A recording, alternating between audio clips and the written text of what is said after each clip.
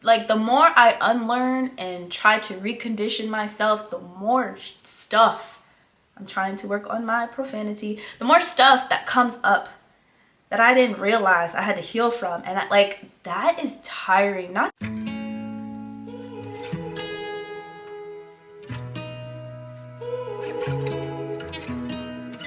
I can see the stars align.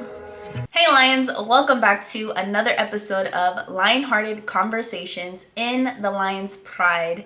I am your host, Precious Leone. Thank you so much for joining me today. If you are new here, welcome.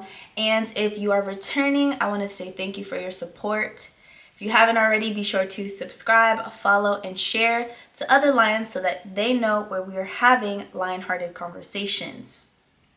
We're going to jump into today's podcast because I have a lot to talk about. So go ahead and grab your tea, your coffee. Today I'm sipping on water because your girl is dehydrated.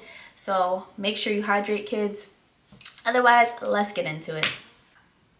I'm going to be so transparent. This may be the most raw and unhinged episode I have created. I want to do a mental health check-in with you guys because, as I shared in my last episode, I have recently experienced a loss in my family, and it has brought up so many things I have suppressed or have avoided for the past year. And I was reminded by a dear friend of mine, Connie, I love you so much, that we need to be kind to ourselves. And that starts with checking in with ourselves. Where are we at? How are we feeling? I'm going to share where I've been, where I'm at, and hopefully open up the dialogue for you to feel safe enough to share where you're at so that you don't feel alone, so that you know you're supported. I shared this already in my last episode, but I did not expect this loss to impact me the way that it did. It has brought up so many fears that I didn't know I could even hold, or that I even had for that matter. It has made me feel almost paralyzed in wanting to do anything.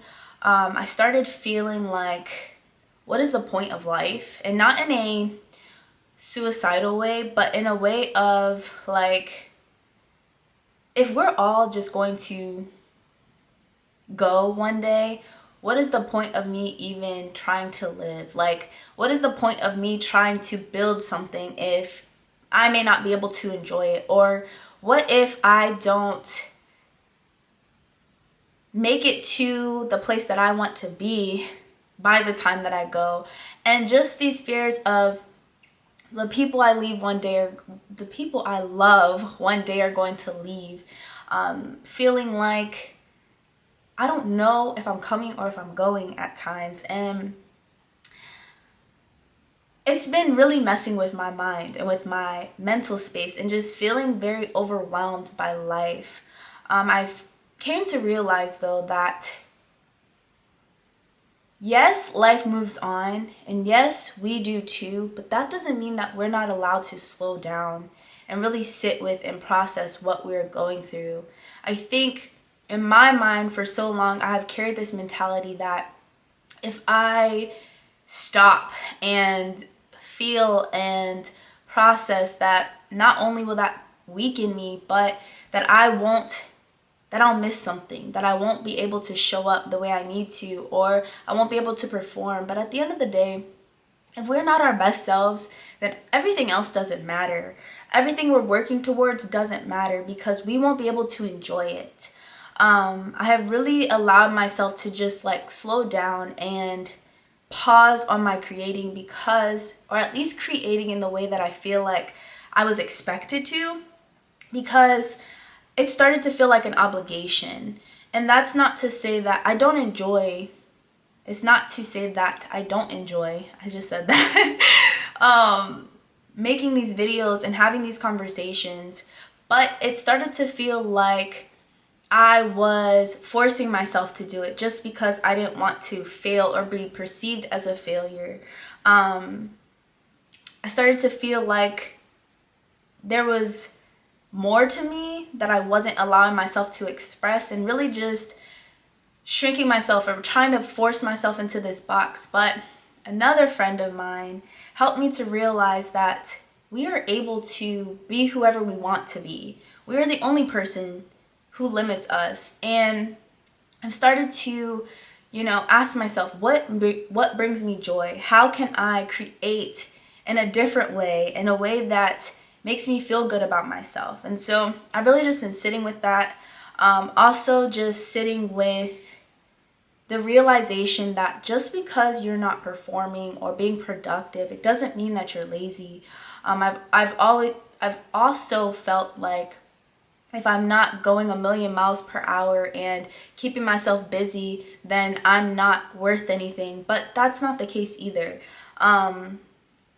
This hustle culture and this society that is very driven for productivity, it forces you to believe that. And I don't want to live that way anymore. I really just want to live in a state of ease, in a state of joy, and really just give myself the space to be at times, I've had a lot of great conversations recently, and that is only because I've been willing to have those conversations.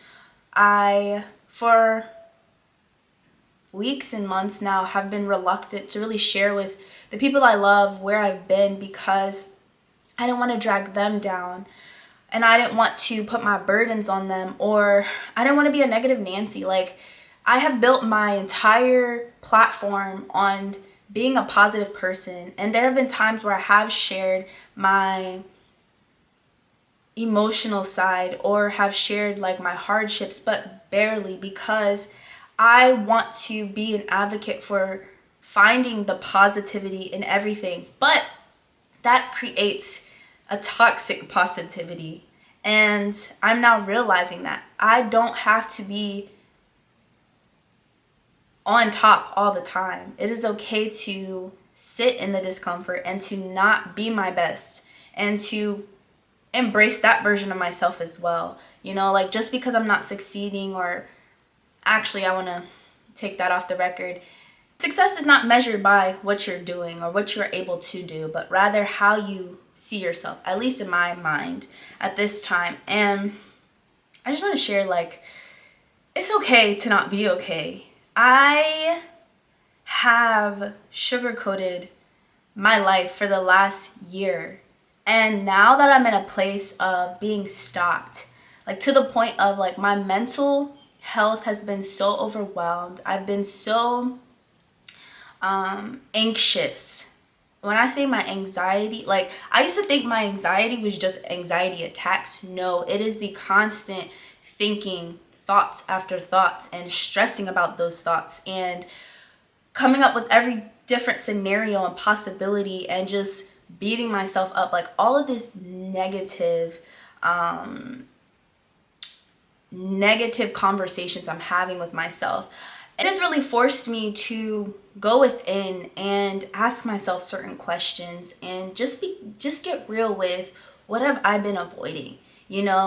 I I joke to keep from crying sometimes, but that old meme where it was like, I was waiting for you at the door. That is exactly what everything I've avoided has been saying to me. Like, yes, you can distract yourself right now. Yes, you can keep yourself busy. Yes, you can cope in whatever way feels good to you. But just know, once you stop, I'll be waiting for you. And so I have been confronted by a lot of the things I've been avoiding. Like the fact that I was homeless last year. It may not have been for long, but it was long enough. Okay. The fact that I left my job, a very secure job, might I add, so that I could pursue something for myself. And that didn't work out necessarily the way that I wanted to, but it's working out the way that God intended it to. The fact that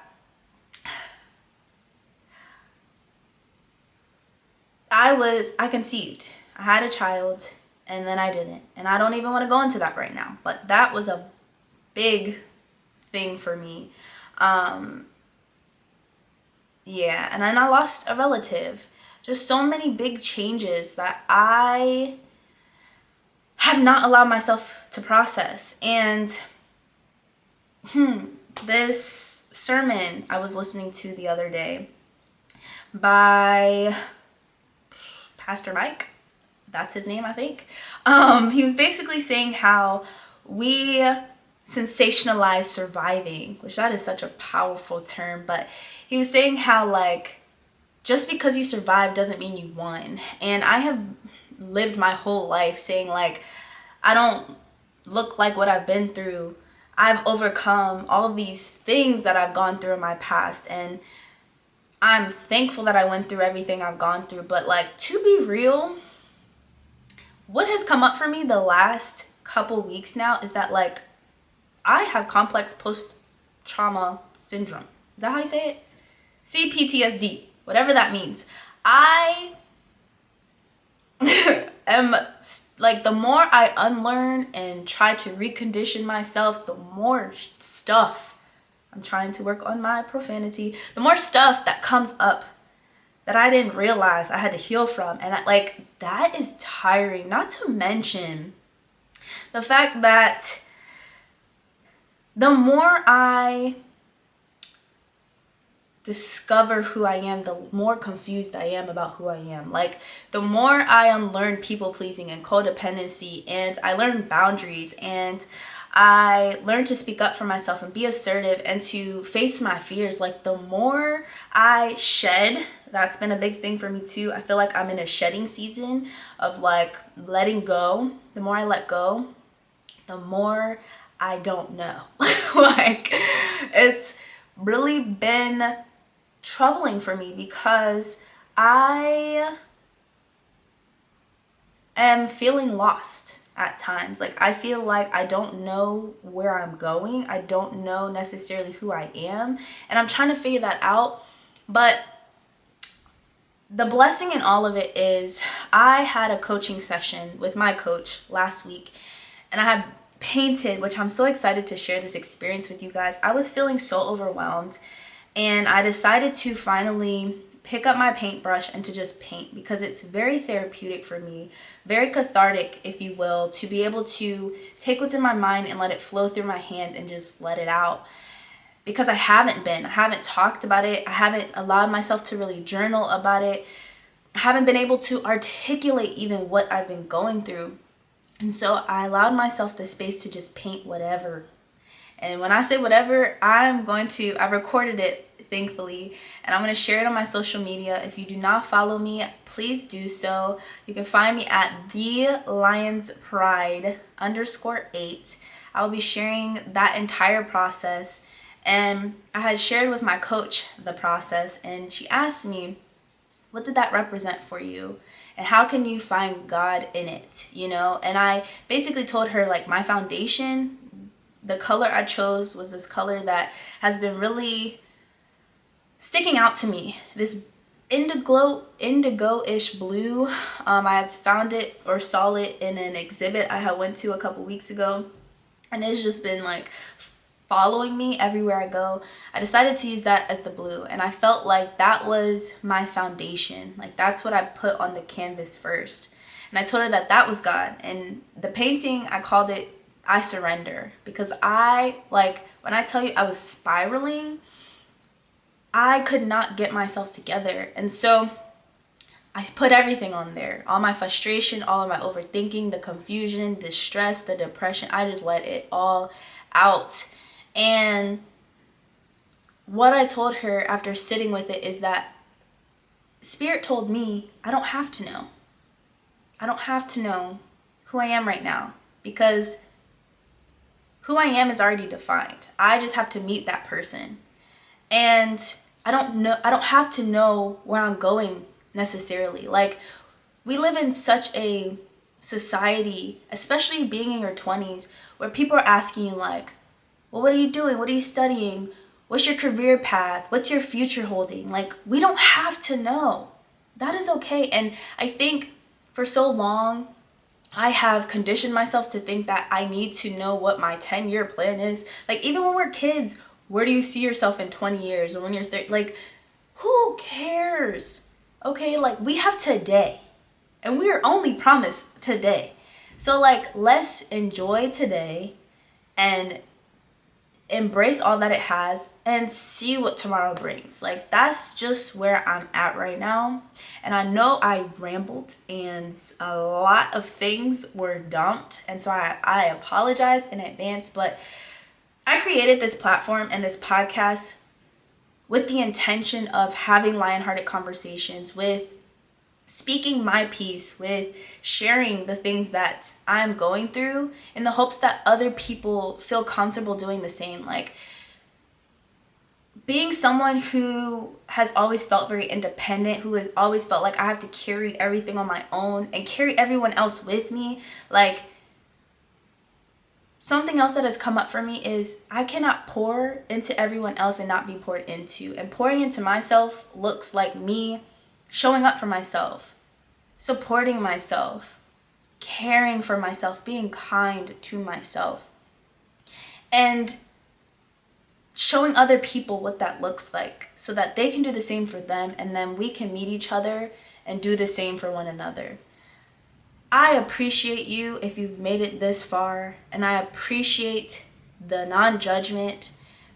Like I've said from day one, podcast number 1, this is a safe space. And if you feel even remotely inclined to judge, to pass ill or negativity, this is not the space for you to be in. I will block you respectfully. I don't tolerate that. And I will not allow anyone to disrespect me or anyone else that is a part of this community. I love you guys so much, and life has been lifing. The economy is a whole nother conversation. And I know that so many of us are trying to figure it out. It's okay if you don't know where you're at right now. It's okay if you don't know where you're going. Just don't give up. All right? I love you guys so much. Please be sure to share. Be sure to join the Lion's Pride and to take part in these Lionhearted Conversations. I can't have these without you. All right? Be easy.